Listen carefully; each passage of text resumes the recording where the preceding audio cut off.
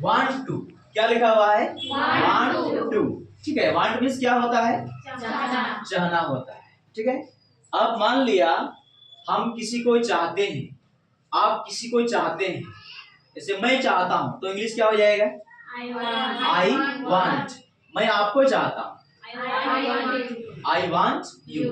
अब मान लिया ऐसा हम लोग लाइफ में बोलते हैं, मैं जाना चाहता हूँ, मैं दौड़ना चाहता हूँ, मैं सोना चाहता हूँ, बोलते हैं कभी? हाँ, तो ऐसे हिंदी को इंग्लिश में बोलने के लिए हम लोग want to plus verb one का प्रयोग करते हैं, ठीक है। अब यहाँ क्या लिखा हुआ है? Subject plus want to plus verb one plus object, ठीक है। हमको पालन करना है, ये स्ट्रक्चर का पालन करना है, ठीक। अब इसके बाद आप लोग याद रखेंगे ये थर्ड पर्सन सिंगुलर, जहां सब्जेक्ट ही, सी, इट या एक व्यक्ति का अगर नाम रहेगा तो वहां क्या होगा? वांट्स होगा, वहां क्या होगा? वांट्स होगा, ठीक है। वांट्स जो है वर्ब का पांचवा फॉर्म, कौन सा फॉर्म है? पांचवा फॉर्म। समझ में आ रहा है ना सब लोग को? ओके, नाउ अब जहां सब्जेक्ट, इसके अलावा अगर सब्जेक्ट मेरा आई रहेगा, वी रहेगा, यू रहेगा, दे रहेगा या दो व्यक्ति का अगर नाम रहेगा, उसके साथ मेरा क्या हो जाएगा?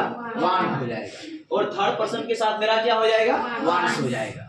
अब मान लिया हमको बोलना है कि मैं जाना चाहती हूँ या मैं जाना चाहता हूँ, ठीक है। तो मैंने सब्जेक्ट की जगह क्या उतार दिया?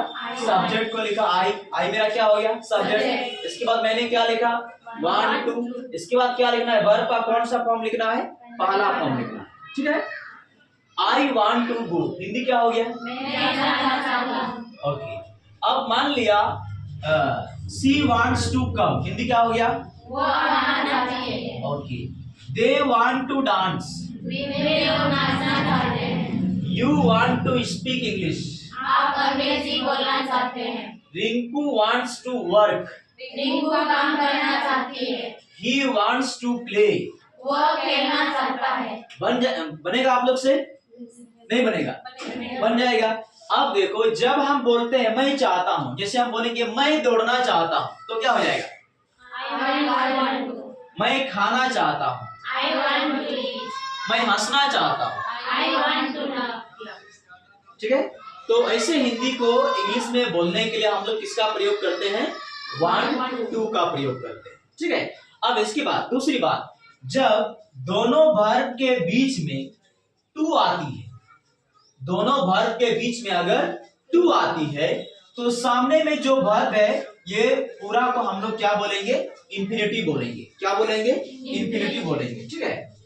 इसको हम लोग इंफिनिटिव बोलते हैं, इंफिनिटिव कहना है, ठीक है। अब यहाँ एक ये भी एक वर्ब है, ये भी एक वर्ब है। ये सिंगुलर हुआ, ये प्लूरल नहीं समझना, एस लगा हुआ है तो प्लूरल नहीं है, ये सिंगुलर वर्ब, ठीक है। हो जाएगा ना? हाँ, तो और एक बार, मैं जाना चाहती हूँ, क्या होगा? I want to go। मैं दौड़ना चाहती हूँ, मैं सोना चाहती हूँ, मैं खेलना चाहती हूँ, आप लोग बोलना चाहते हैं। You want to speak, you want to speak। मैं खाना चाहती हूँ, बन जाएगा ना?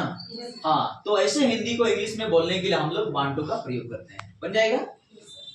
Very good. नीचे